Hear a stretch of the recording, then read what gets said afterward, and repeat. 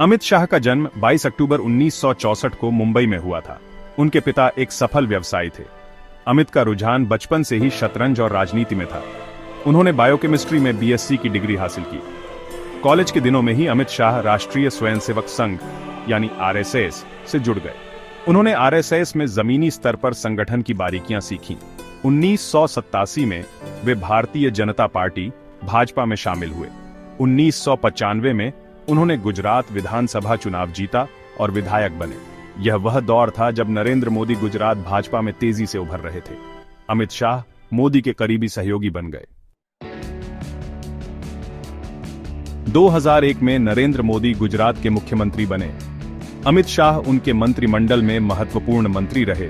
2002 के गुजरात दंगों के बाद मोदी के लिए जन समर्थन जुटाने में शाह ने अहम भूमिका निभाई। 2010 में सोहराबुद्दीन मुठभेड़ मामले में अमित शाह को गिरफ्तार कर लिया गया। जेल में रहते हुए उन्होंने कानूनी रणनीति बनाने और पार्टी संगठन को मजबूत करने पर ध्यान केंद्रित किया।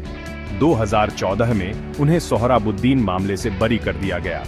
इसी वर्ष नरेंद्र मोदी के नेतृत्व में भाजपा ने ऐतिहासिक जीत हासिल की और अमित शाह को भाजपा का राष्ट्रीय अध्यक्ष नियुक्त किया गया।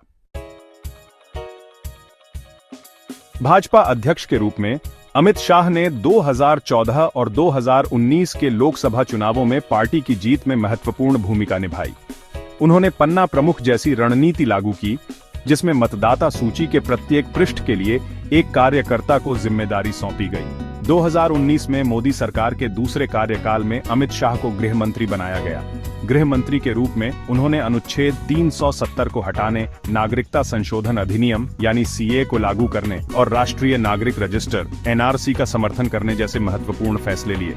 उनके इन फैसलों की आलोचना भी हुई। विपक्ष ने उन्हें धार्मिक ध्रुवीकरण को बढ़ावा देने का आरोपी बनाया। अमित शाह को एक कुशल रणनीतिकार और संगठनकर्ता माना जाता है। उन्होंने भाजपा को एक अखिल भारतीय पार्टी बनाने में महत्वपूर्ण भूमिका निभाई है। उनके भविष्य की संभावनाओं के बारे में कई अटकलें लगाई जाती हैं। कुछ लोग उन्हें नरेंद्र मोदी का संभावित उत्तराधिकारी मानते हैं। हालांकि अमित शाह ने हमेशा खुद को एक संगठनकर्ता के रूप में पेश किया है।